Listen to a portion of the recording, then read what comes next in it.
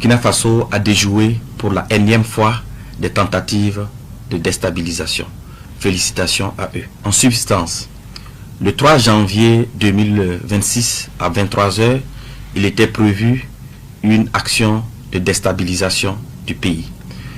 Cela allait se faire par une série d'assassinats ciblés des autorités civiles et militaires, en commençant par la neutralisation du camarade capitaine Ibrahim Traoré, chef de l'État, président du Faso, soit à bout portant, soit par une action pour miner son domicile.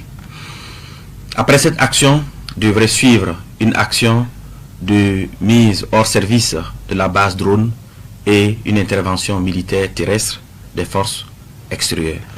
La vidéo qui va suivre, il confesse avoir été en contact avec Paul-Henri Sandaogo Damiba, cerveau du complot. Nous l'écoutons. Je m'appelle El Hadj Madissa Kandé. Je suis commerçant. En 2023, je me suis rendu chez l'ancien président Paul-Henri Sandaogo Damiba, avec qui nous avons échangé. En 2025, je me suis de nouveau rendu chez l'ancien président Damiba.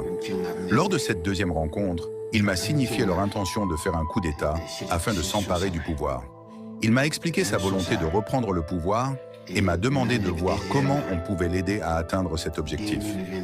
À mon retour, je suis allé voir El Hadj Wimega Ali, commerçant résident à Zignaré. Il m'a expliqué qu'il a un petit-fils du nom de Salif, qui travaille avec le président et qui était également en train de fomenter des actes de déstabilisation. Il m'a dit qu'avec ce dernier dans l'équipe, l'objectif pourrait être atteint. El Hadj Wimega lui a donné mon contact. Salif m'a appelé et nous nous sommes rencontrés.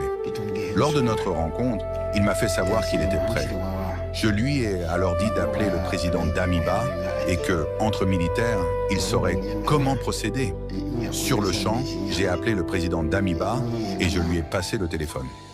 Damiba lui a demandé ce qu'il pouvait faire depuis sa position dans le cadre d'un coup d'État. Salif lui a répondu qu'il pouvait neutraliser le président Ibrahim Traoré. Il a précisé que, comme il est avec le président tous les jours, il pouvait accomplir cette tâche sans difficulté. Il a également soutenu qu'il pouvait placer des explosifs sur des sites de rencontre des chefs militaires à Ouaga 2000 et que ces explosions allaient neutraliser de nombreux chefs militaires. Voilà ce qu'il a déclaré être capable de faire.